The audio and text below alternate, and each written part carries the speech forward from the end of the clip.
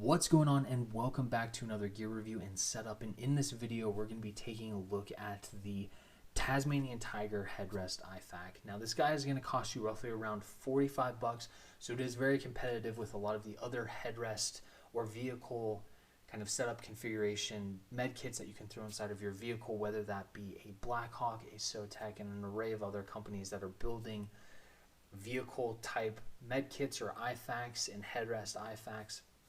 I do like this one probably the most out of all of them because the price is very competitive.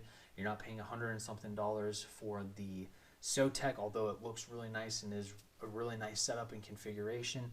You're pretty much getting the same thing with a little bit more elastic and stretch material with the tweave, so you can pack this a little bit heavier or more robust compared to some of those other systems where you're restricted kind of on the space that you have because it doesn't stretch or want to give with the material that they're using. So I do like this one a lot when it comes down to it, in conjunction with the red handles, so it is very hard to miss, in conjunction with the tag that says IFAK with the medical cross on it. So it's really easy for anybody that doesn't know how your vehicle is set up to be able to just go into the back seat, see those red handles, see that tag, and be able to find it right away. So when it comes to the overall setup and configuration, this thing is pretty much built to run on any vehicle and any headrest, whether the headrest is a part of the entire seat or it's something that can be adjusted. You have a lot of options when it comes to adapting it in that configuration or in that capacity. Kind of Cordura material up top or on the front side here with a little bit of Velcro, so if you want to change the IFAK tag to something else, let's say you run two of these, one is more for trauma care and one is more for like cuts and scrapes, you have the ability to do that and swap those out. You do have a little bit of elastic molle up front here, so if you want to run scissors or other equipment on the top there that's easily accessible, you can do that. And then you have your tweave stretchy material here on both the top and the bottom, so that way it gives it that stretch, so that way you can pack this to a reasonable point and make the system a little bit more robust. You also have some tourniquet bands here to be able to tie your tourniquets down and set those up on the system. And then you also have some additional shock cord loops to be able to add any other equipment that you may want to add on here and adjust them as needed. On the back side, you have your two different methods of setting this up on a headrest for your complete or whole seat or front seats that don't have an adjustable headrest. You do have this Velcro strap that will go across and hold everything in place. Or you have, for your adjustable headrests, the tweave material and Velcro that will go around the entire headrest and then tie into place and everything, so that way it's not coming off that headrest that is more adjustable. So that's what the kind of sleeve looks like when it comes down to just kind of the bare bones. I'm going to throw this off to the side for right now because I'll end up setting up this entire IFAK with supplies, so that way you can see what this can hold and how much it can hold across the board when it comes to March and that massive hemorrhaging, airway, respiratory circulation, and hypothermia treatment stuff, in conjunction with kind of T-Tri-C and that military approach to trauma care. So when it comes to your internal sleeve and where you're throwing all of your supplies, you do have a little bit of a Velcro flap that can be adjusted. So if you get this thing real packed nice and tight, you do have some adjustment with that. You do have this clear panel up front here, so if you want to throw things like a T-Tri-C card in there, have that easily accessible and hard to miss, you can throw that right there and set that up in that configuration. You can also throw some other trauma care cards and casualty care cards and mass cal cards all in there as well. So that is one really nice feature about that.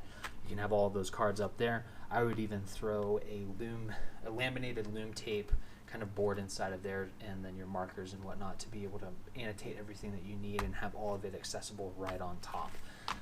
On the interior, you do have two interior pockets that you can see here, one on the left and one on the right, and then you have all of your elastic bungee or shock straps to be able to throw things like gauze and compression dressings, quick clot, and gloves and needle Ds and your nasal pharyngeals and all that additional equipment in there. So I'm going to start packing this up so that way you can see everything that is going to be inside of this.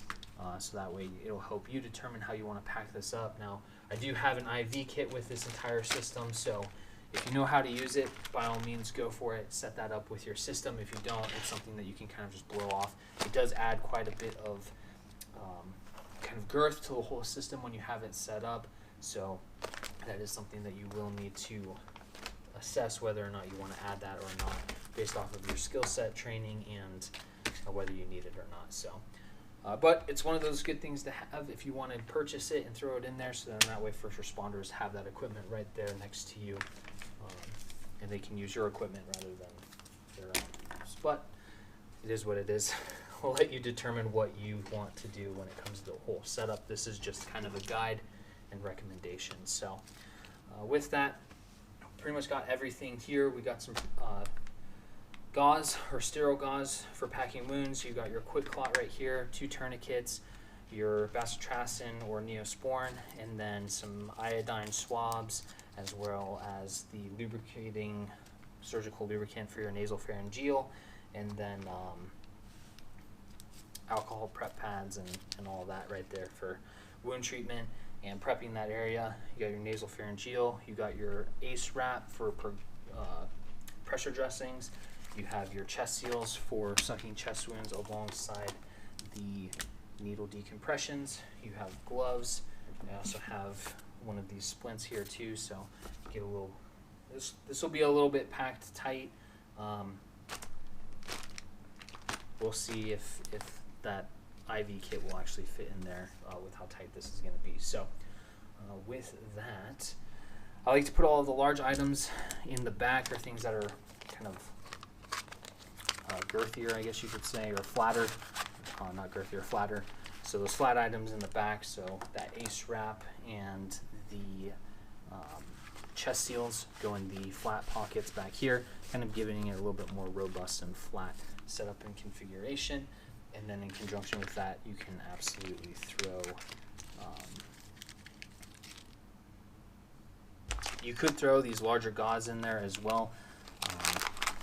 With some of the smaller gauze that's out there, like the H&H stuff, as well as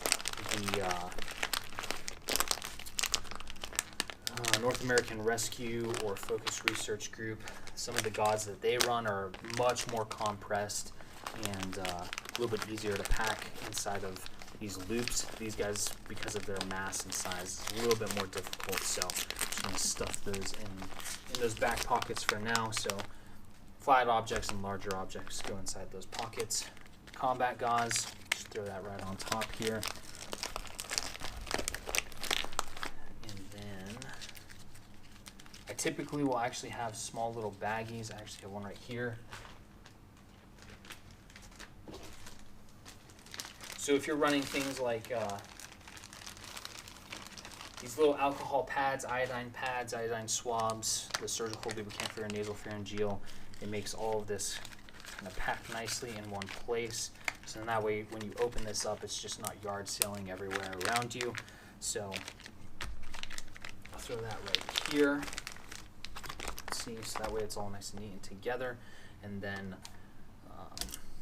because I have those chest seals on this side, I'll throw the needle Ds on this side as well. Just pass those all the way through. 2 right there, and then I'll put even the nasopharyngeal right next to it, just because that kind of incorporates all the airway stuff on one side. And then on the other side, we'll take the gloves and throw them, actually we'll throw them up here, just right there on top of those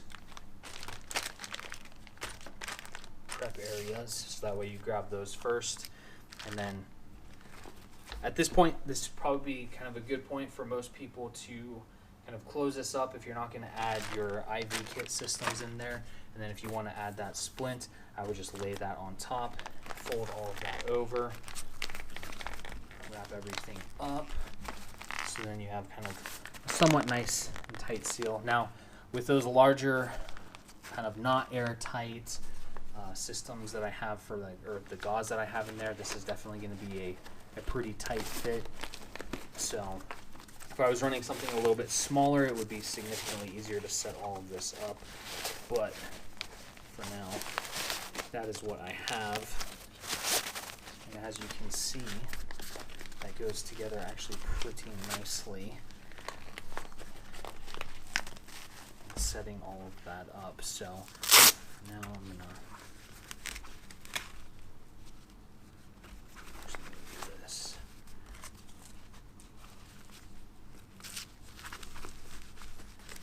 Close that up just for now. So as you can see, that's set up in that configuration with those items. Right now, I'm not going to try and force the oh my goodness. I'm not going to try and force the IV kit in there with these bungees on the bottom for your tourniquets. And this one's still new in its package. I would definitely take that out before setting it up, but you can throw both of these on there, to be honest. So that way you have both your tourniquets on the bottom, configured to apply them as needed. It's good to have 2 tourniquets, especially when it comes to your leg injuries. Granted, this could definitely use a little bit better cleaning up, but for the sake of time and not taking too much time in the setup, you could run it this way, even though this kind of looks bad at the bottom. So, but you do have the tourniquet stuff on there. If you want to run the tourniquets on the inside, take that the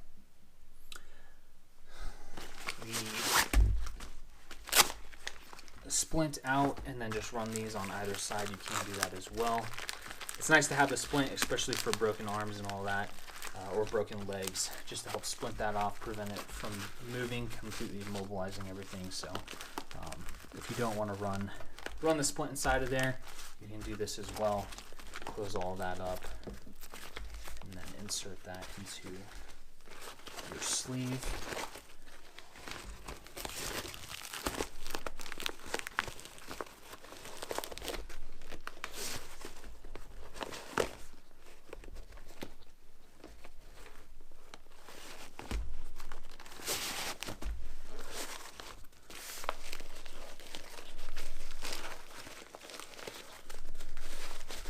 So this is what it looks like when it's all said and done and packed up.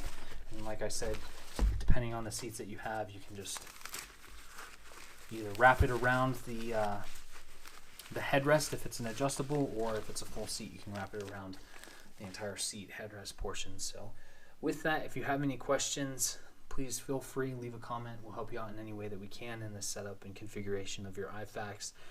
And we'll definitely play around with some of these larger items, see how much we can fit into it when it comes down to it. I'm sure it'll fit. It'll just be a really tight fit.